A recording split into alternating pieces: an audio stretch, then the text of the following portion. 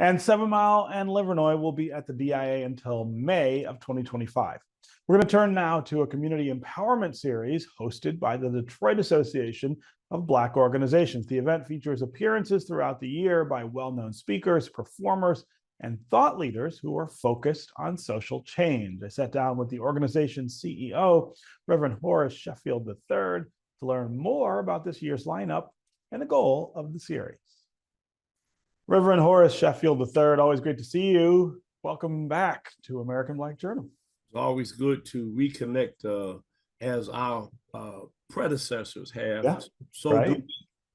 That's right. That's right. Your dad and my grandfather were very close friends and associates. Absolutely. And one of the reasons that working people to this day receive a living wage. Yep, absolutely. Absolutely. They did really critical work together. Yep. So tell me about DABO before we get to what you're doing with DABO this year. That's so critical. Well, we're doing a lot. We're breaking ground on a brand new community center on the corner of Kentucky and Grand River. So we've expanded our physical plant footprint. We're also doing housing. We're doing recovery housing for veterans who have had a drug problem. So we put them up in an environment that's away from where they, did their drugs of choice. We have a tremendous health program, neighborhood health center, and we also have our own health clinic in our building where we are working with some major organizations. We have an award-winning blood pressure control program that's been cited as the most successful in the world. 80% of our people reduce their blood pressure within 2 weeks and keep it there for over a year through our program. And Tom Frieden, the former director of CDC, has partnered with us. United Health Group, Wayne County government is now funding it out in the out county areas, American Heart Association. So we're doing a lot of great work. Yeah. And so that all of that is a nice backdrop. Actually, those issues are a nice backdrop to this speaker series that you have going this year, given all of the critical choices that we're about to make in November, and of course the very big one at the top of the ballot, the presidential election. Yeah.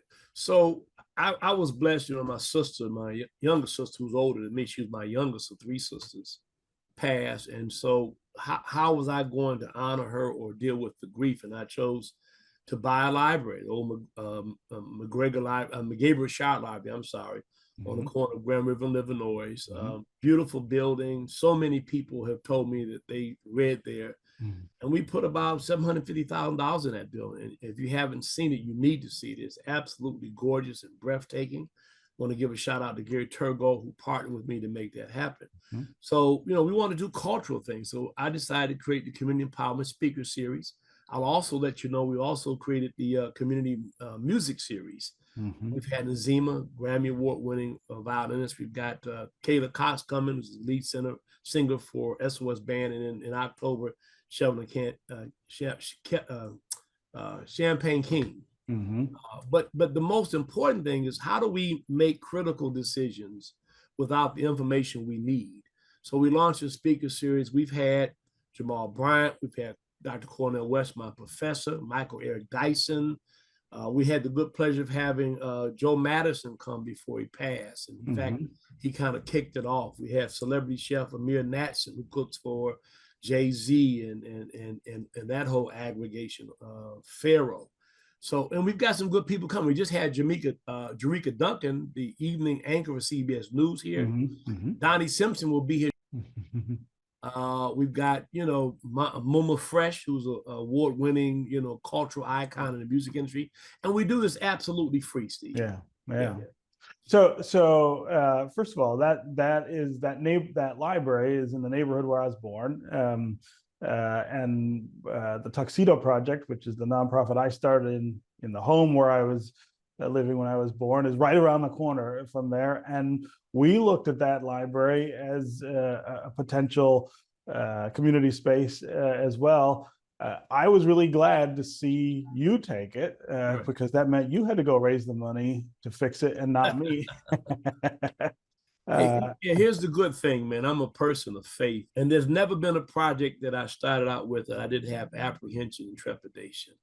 I did not know how I was going to do that. Yeah. Perfectly honest with you. I mean, we're talking about $900,000. We purchased it, paid cash. Roof, we've done everything in that building. The windows were $86,000 because we wanted to put era tempered glass in there, so it didn't look like a modern building. I would never put glass block in a building like that. We preserved the rafters. The rafters were $106,000 because the building been closed for 12 years. No leaking. Wow. But we had to absorb moisture out of those rafters, put grease in them so they would take a stain. I mean, you really have to come and look. But I'm glad to know that. And if your tuxedo project needs a place to be situated, right, we would love to use the space. So talk about the people you're bringing and the message that you're trying to sort of put out in our community this year, and why that's important in 2024. Well, let me just start with Roland Martin, who'll be our last speaker in December. And the theme is telling our own story, right? There's a whole variance now of perception about whether media can be trusted, what the aim and purpose is of the messaging that we see. And if you don't watch that with a critical eye and then do some of your own research and verification of information, you could be led down a primrose path.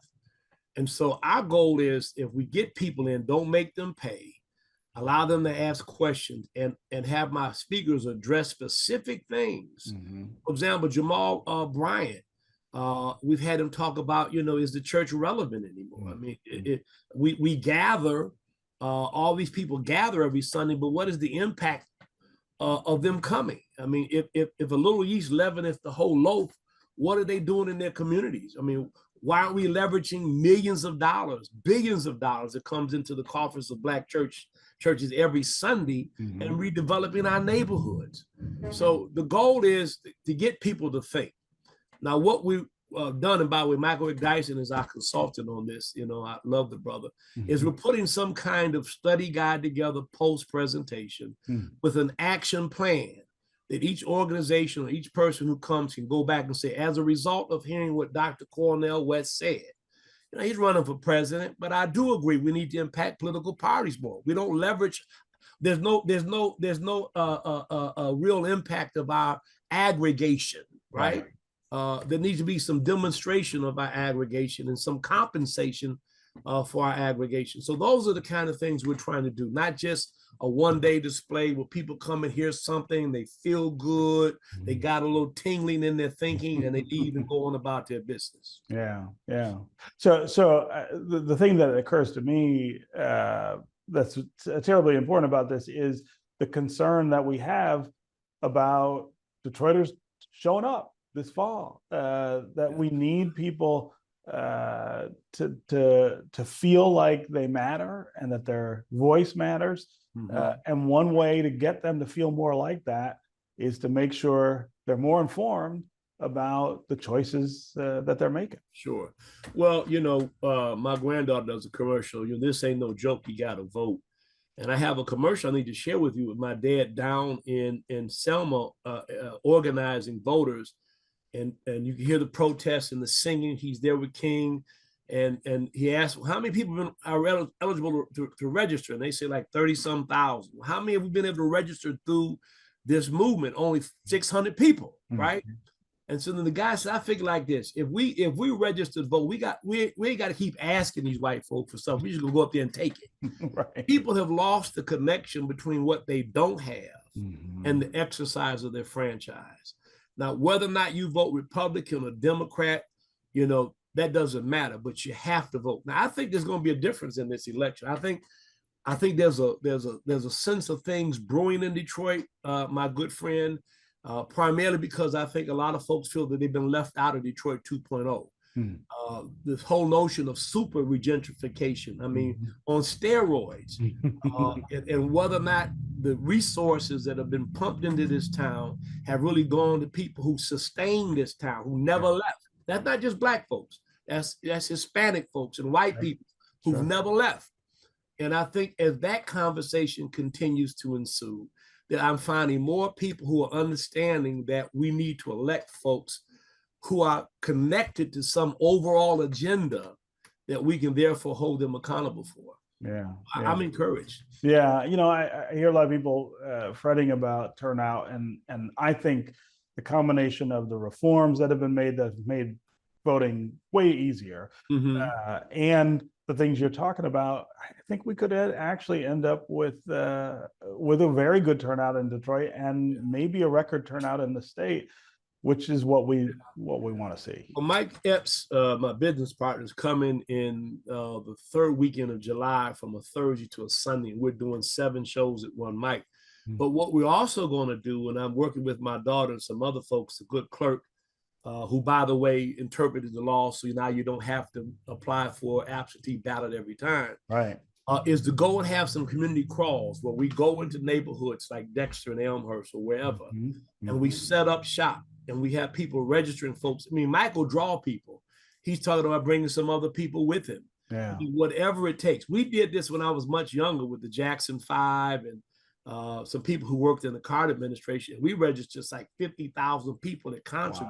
Wow. We got to go where people are. Yes. And then more importantly, we got to be true to our word and come back to them and show them what impact we've had. Yeah. Primarily due to their participation. Yeah. Okay, Reverend Horace Sheffield III, always great to catch up with you and great to hear about this. All this is on the website, www.dabodetroitinc.com, www.dabodetroitinc.com. The speaker series, the entertainment series, come out and join us. All for free. All for free. All for free. Free. It's free to get in, but the price is your butt in the seat. That's right. All right. Thanks for being with us. All right. Thank you, my brother. Yep.